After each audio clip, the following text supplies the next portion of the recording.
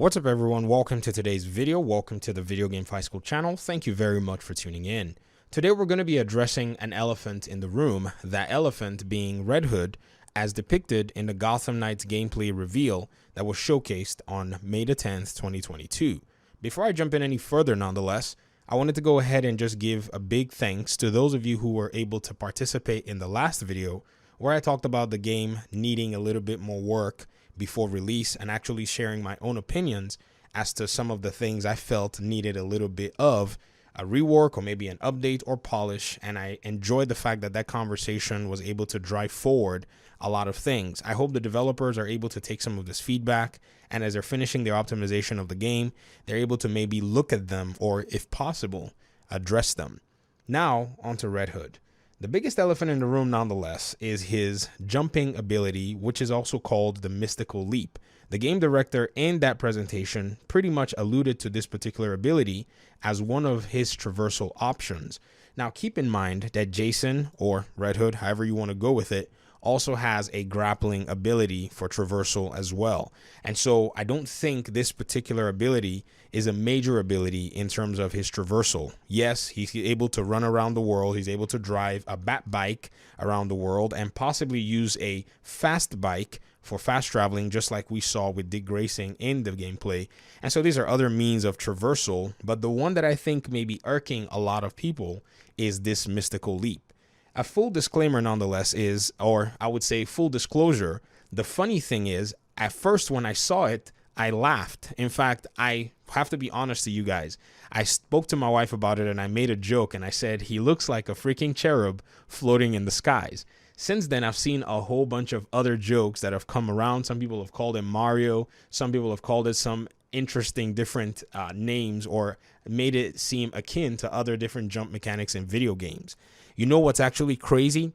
After ruminating and after looking very closely at this ability, looking at the visual effects, the sound effects, I've come to the position where I say, I actually like it. Huh? Now, this does not mean that it's actually a good thing. Please, what is a good thing in terms of this game is going to be subjective, because every single one of us, we're going to look at this from a very different perspective. But I say I like it, even though I have knowledge of it being somewhat weird in the series or in this game at all.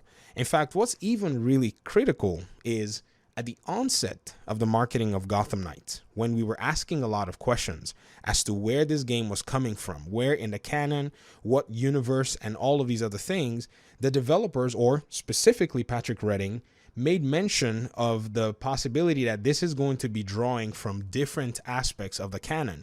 So different comics, you know, with things like the Belfry being introduced in this game and the possibility of Batman being dead. So we were looking and saying, okay, perhaps we're going to see a wide plethora of different canonical pinpoints being depicted in this particular game. But there is something quite interesting, is this mythical leap in any form or fashion has not shown or surfaced its head in any of the canonical, I would say, writings or even animated series. Now, this is based on my perspective. If you're in the comment section, if you're watching this video and you've ever seen Red Hood do anything of such, please let me know in the comment section. In fact, yesterday, I was speaking with a friend of mine who's a huge comic nerd, and I was asking him, I said, bro, did you see this particular trailer? And he said, yeah, I saw Red Hood leaping around, but I've never seen that ability or anything that alludes to that in any of the comics that I've read. So I guess based on both our limited knowledge, we have probably not seen anything. And somebody out there may have seen something in some issue, edition, or even universe where Red Hood is able to pretty much just leap across areas without having to deal with all the repercussions of gravity. Now, here's something that's very, very interesting. I think what we're seeing in Gotham Knights is this development team took on a very ambitious game. They chose, of all the games that they could have made, they were going to make the hardest Batman-ish game, or hardest game in the Batman family universe to make.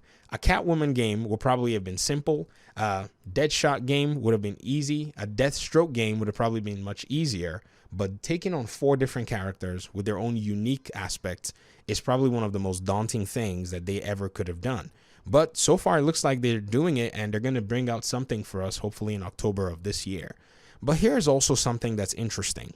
I'm not necessarily a big comic book nerd. In fact, I've learned a lot of my comic pinpoints and very interesting details from all of you here in the community when you guys introduced me to different comic issues to go look at.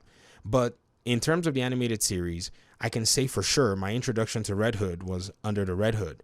And I watched that movie and really did enjoy and had a different perspective and different level of respect for the writing given to Jason in terms of how he's related to Batman and his own story.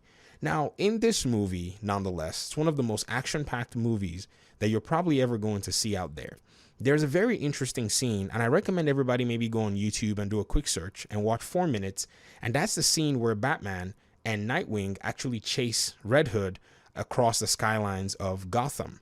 In this particular chase scene, there's a lot of traversal, and you're going to see Red Hood in action. He's a daring acrobat. In fact, he really puts Dick Grayson to shame. Dick is very, very impressed at him. In fact, he keeps saying to Batman, now he's really good. Oh, he's really good. I mean, it just seemed to be like every time he would make a maneuver or jump across maybe say 2 buildings or find a way to get out of some kind of a tight jam, it continued to get heightened by the producers and those who depicted exactly who he is. In fact, there are scenes where he's jumping off walls, jumping through scaffolding, just basically using his bare brute force of his body to break through different structures. And to me, I said to myself, it makes a whole lot of sense that somebody of his nature and caliber who has just been resurrected by some assassin secret society possibly is capable of just going gung-ho and is more of a daredevil in terms of their movement. And hence, in my own honest opinion, I think a parkour mechanic would have probably served very well for Jason in Gotham Knights. Now, are the developers going to go back and remove the mythical leap and give him a parkour mechanic? I doubt that's the case. Parkour mechanics are very, very challenging to develop. In fact, when you're developing a video game with parkour mechanics, you actually have to integrate that into every fiber of the game, set different kinds of rules that the game has to follow. In fact, you have to answer questions whether an object, a wall, a surface, or a building can be parkoured by that character. And if that's the case, then you probably have to program different parameters or maybe different objects that allow that character to be able to mount and climb those particular buildings.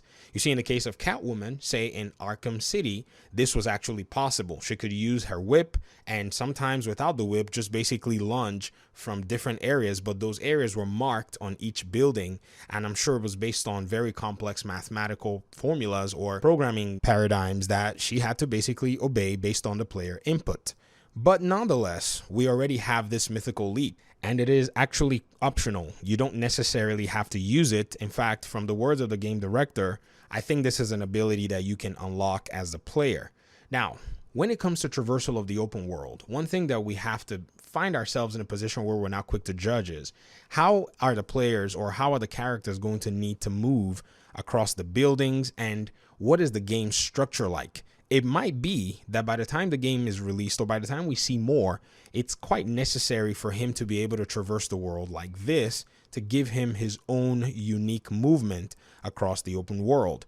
Now, I get it. A grapple would have just been very simple to go with. I mean, because it really does show some really cool aspects, but who knows? Maybe this is supposed to add an extra flair in terms of players just enjoying some freestyle movement, some freestyle gameplay. I mean, imagine you grapple off of one building and as you're lunged in the air, you use your mythical leap to bounce a little bit, jump into the midst of some bad guys and do a really interesting, cool takedown finisher or whatever. This might be something that adds an element to the game. So even though I like it, the mythical leap, I'm here to just basically point out that it is probably not something that is in the canon in any sort, that Jason is able to use some kind of mystical power because the League of Assassins somewhat resurrected him. This is not something that we've seen. It may be out there somewhere, and if it is, somebody please let me know. I stand corrected.